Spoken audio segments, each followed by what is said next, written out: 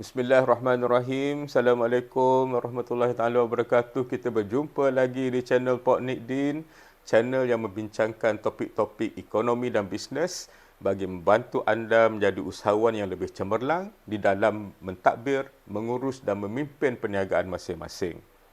Kali ini kita nak bincangkan berkenaan dengan 3 risiko strategik yang biasanya menjadikan strategi-strategi perniagaan yang dibentuk tidak berkesan dan menyebabkan perniagaan anda tidak mencapai matlamat yang telah ditetapkan.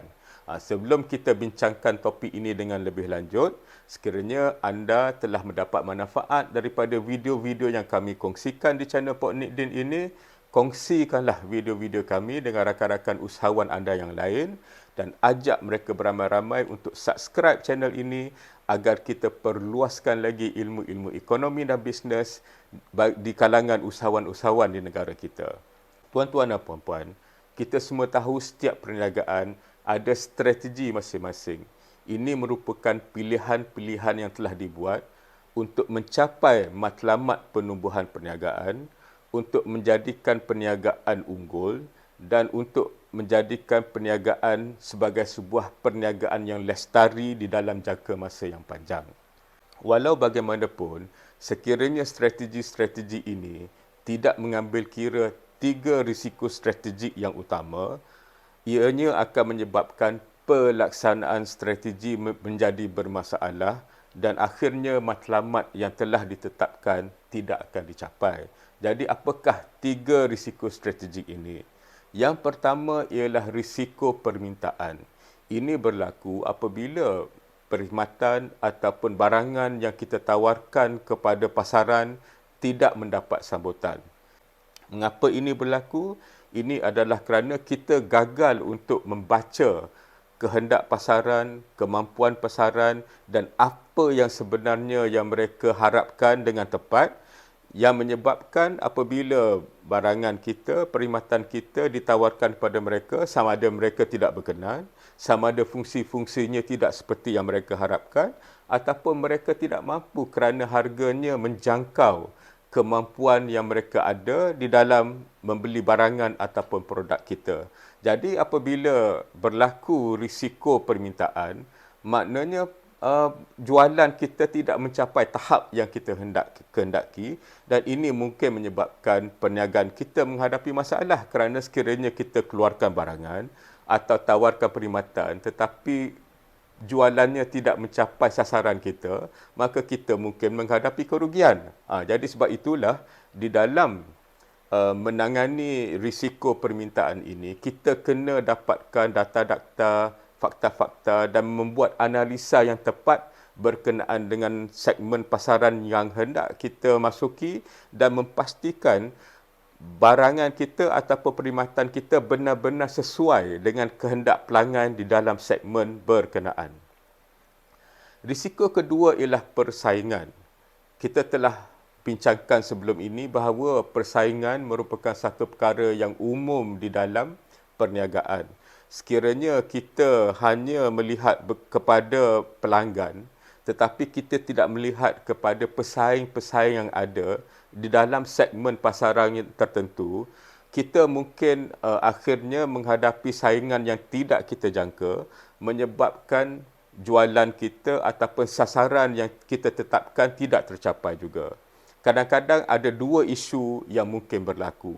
Yang pertama, apabila kita berjumpa dengan satu segmen pasaran baharu yang mana kita dapati tidak ada pesaing-pesaing di dalam segmen itu dan kita mengeluarkan barangan ataupun menawarkan perkhidmatan yang unik, yang berbeza dengan orang lain dan mendapat pasaran, memberi keuntungan kepada kita, tiba-tiba kita dapati banyak pesaing-pesaing lain masuk ke dalam pasaran yang sama, menawarkan produk ataupun perkhidmatan yang lebih kurang sama ataupun lebih baik daripada kita dengan harga yang lebih kompetitif dan tiba-tiba kita kehilangan pasaran yang kita sendiri telah bina. Ini merupakan satu fenomena yang dipanggil titik putih ataupun white spot. White spot ini ialah satu ruang baharu yang kita jumpai yang tidak disedari oleh orang lain dan apabila kita berjaya membina pasaran kita dan berjaya membuat keuntungan, ianya membuka mata orang lain dan mereka dengan keupayaan yang ada dapat masuk dan memenangi pasaran itu berbanding dengan kita.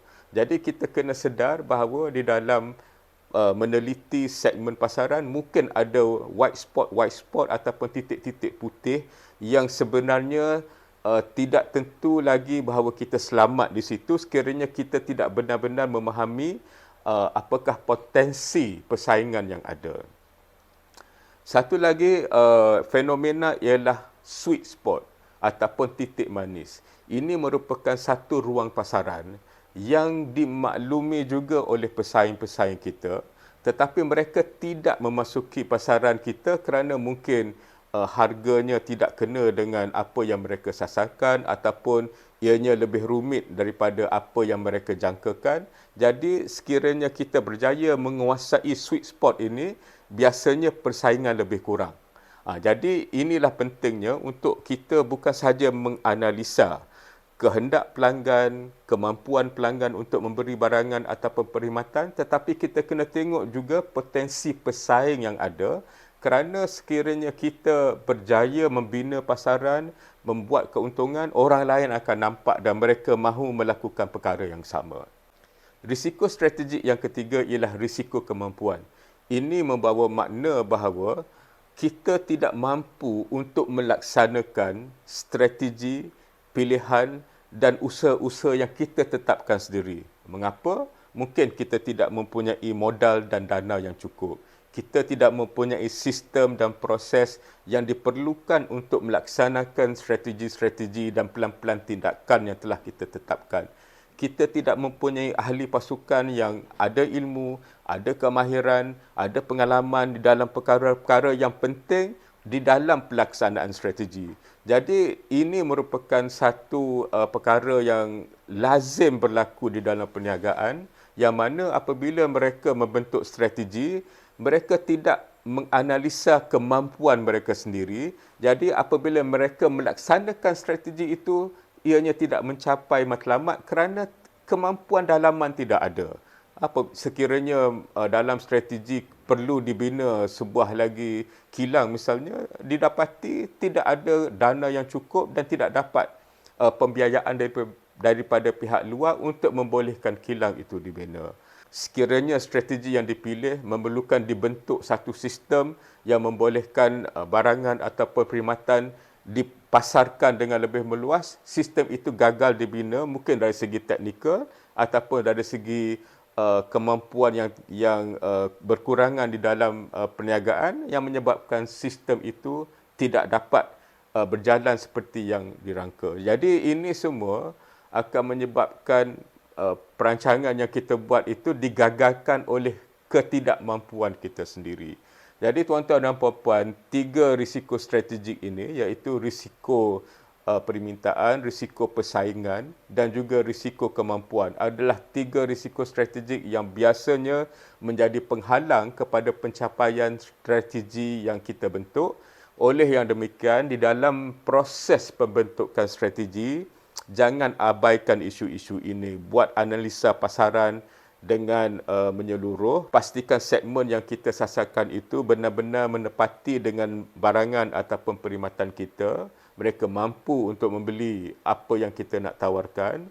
Kita kena bersedia untuk bersaing walaupun ada yang beranggapan bahawa kita sebenarnya berlari di atas track kita sendiri, tapi orang lain akan memerhatikan dan jika kita berjaya membuka pasaran, membuat keuntungan, mereka akan masuk sekiranya mereka ada kemampuan dan mungkin apabila mereka masuk, mereka boleh menawarkan barangan ataupun perkhidmatan yang lebih hebat. Dan yang ketiga yang saya sebut tadi ialah kita kena benar-benar faham akan kemampuan kita untuk melaksanakan strategi dan ini melibatkan kemampuan dari segi modal, kemampuan dari segi teknologi, sistem, proses dan kemampuan dari segi modal insan kerana sekiranya kita tidak ada modal insan yang selayaknya maka pelaksanaan strategi juga akan menjadi terbantut.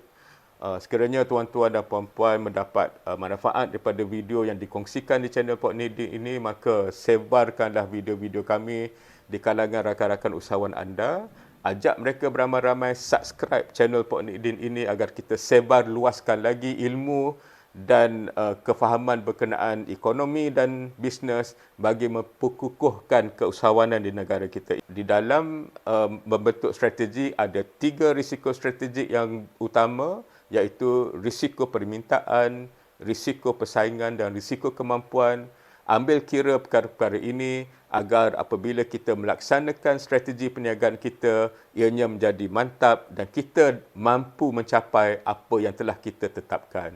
Sekian, wabillahi taufiq wal hidayah. Assalamualaikum warahmatullahi taala wabarakatuh.